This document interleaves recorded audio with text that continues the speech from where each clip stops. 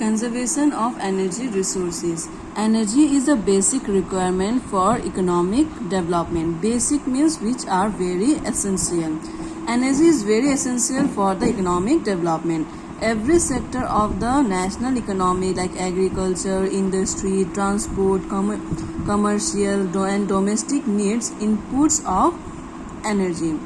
Every sector, like for example, take the example of in agriculture. In agriculture sector, farmers which they are using like tractors, machines, these machines, tractors are also run from the energy, different kind of energy. In industry, big machines are run from the electricity or other type of energy sources. In transportation also, like for car, vehicles, we need fossil fuels. So in every sector we need energy. The economic development plans implemented since independence necessarily required increasing amount of energy to remain operational. As a result, consumption of energy in all the forms have been steadily rising all over the country.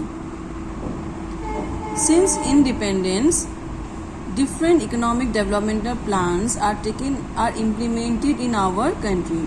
To make these plans successful, many energy are required. So to fulfill these requirements, the consumption of energy in all the forms has been rises. In the background, there is an urgent need to develop a sustainable path of energy development. Sustainable means in a balanced way without compromising the needs of the future generation. Sustainable path of energy development, promotion of energy conservation and increased use of renewable energy sources are the twin plank of the sustainable development. There are two important principles, you can say. Sustainable development, it has two important principles. The one is promotion of energy conservation. We have to conserve our energy.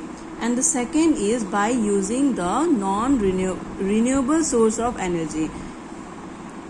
Renewable source of energy like solar energy, wind energy. So these are the two important principles of sustainable development. India is presently one of the least energy efficient country in the world. We have to adopt a caution approach for the judicious use of our limited energy resources. For example, as concerned citizen, we can do our bit by using public transport system instead of individual vehicle. While going to any places, while traveling, so instead of using own vehicle, individual vehicle, we can use public transport. Second is switching off electricity when not in use. Using power saving devices, the device which requires low energy to run. Using non-conventional sources of energy. Non-conventional like solar power, wind energy, solar energy. After all, energy saved is energy produced. How much energy we saved is the energy produced. So by these steps, we can conserve our energy.